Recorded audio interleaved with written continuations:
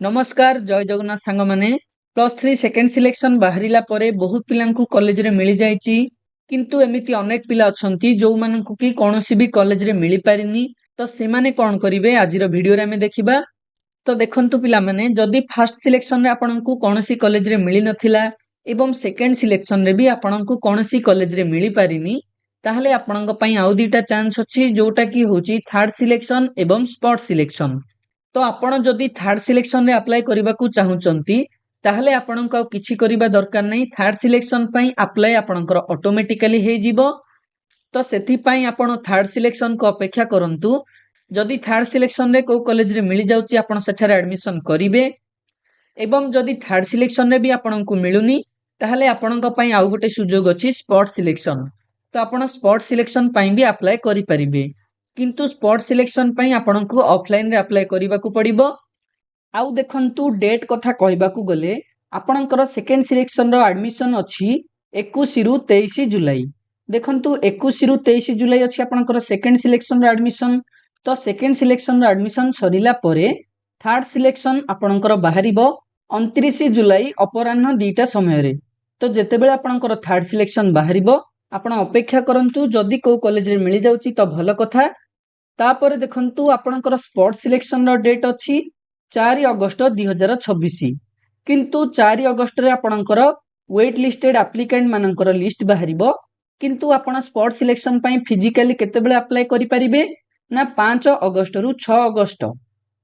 तो जहाकू भी third selection रे मिलिबनी से 5 अगस्त रु 6 अगस्त मध्य रे जो भी कॉलेज रे अप्लाई करिबा कथा निजे जायकी फिजिकली अप्लाई करिवे। देखंतु एटा थिला आपणकर सीधा सळक उत्तर मु आपणक एणु तेणु कथा कहिबिनी। जदि आपणकू मिलिनी आपण अपेक्षा करंतु थर्ड सिलेक्शन पई आपणकू किछि अप्लाई करिबा दरकार नै। जदि थर्ड सिलेक्शन रे भी मिलिबनी आपण स्पॉट सिलेक्शन रे अप्लाई करिवे। आ देखंतु मुख्य कथा हैला जे सेकेंड सिलेक्शन रे भी काहे कि आपणकू मिलिलानी सेकेंड सिलेक्शन रे कट ऑफ काहे कि एते अधिक गला। तो देखंतु जदि आपण सेकेंड सिलेक्शन रो कट ऑफ को देखिबाकू जिवे ताहले फर्स्ट सिलेक्शन ठारू सेकेंड सिलेक्शन रे कट ऑफ आहुरी अधिक जाईची। काहे कि देखंतु फर्स्ट सिलेक्शन जेतेबेले आपणकर बाहरी थिला तो बहुत पिलांकू मिलिथिला तो सेथि मध्यरु केते पिला एडमिशन करिथिले आउ केते पिला निजर स्लाइड किबा फ्लोट करिकी निजर कॉलेज रे सीट को बुक करिथिले। तापरे जेतेबेले आपणकर चॉइस फिलिंग बाहरिला सेतेबेले कोन हैला ना आपणकर जो नुआ नोटिस आसिला सेही अनुसार सब पिला चॉइस फिलिंग करि परिबे जीए भी आपणकर +3 पई अप्लाई करिची। तेणु आपणकर एडमिशन करिथिबा पिला एवं एडमिशन न करिथिबा पिला समस्ते आपणकर चॉइस फिलिंग रे सेकेंड सिलेक्शन पई अप्लाई करिथिले। देखंतु समस्ते तो अप्लाई करिथिले किंतु सीट संख्या कम बढ़िथिला कि कमी थिला कारण फर्स्ट सिलेक्शन रे ऑलरेडी पिला एडमिशन करि सारिचंती एवं स्लाइड किबा फ्लोट करिकी पिला माने निज सीट को बुक कर दिचंती किंतु तथापि जेहेतु चॉइस फिलिंग करिकी पुणी थरे पिला माने +3 पई अप्लाई कले तेणु आपणकर सेकेंड सिलेक्शन पई सीट कमी जाईची किंतु पिला संख्या सेमिति ही अधिक रहिची।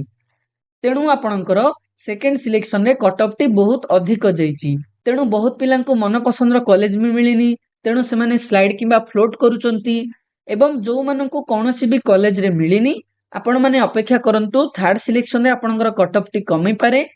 जदि थर्ड सिलेक्शन रे भी आपणको न मिलुची ताहले आपण स्पॉट सिलेक्शन रे आराम से अप्लाई करि परिबे।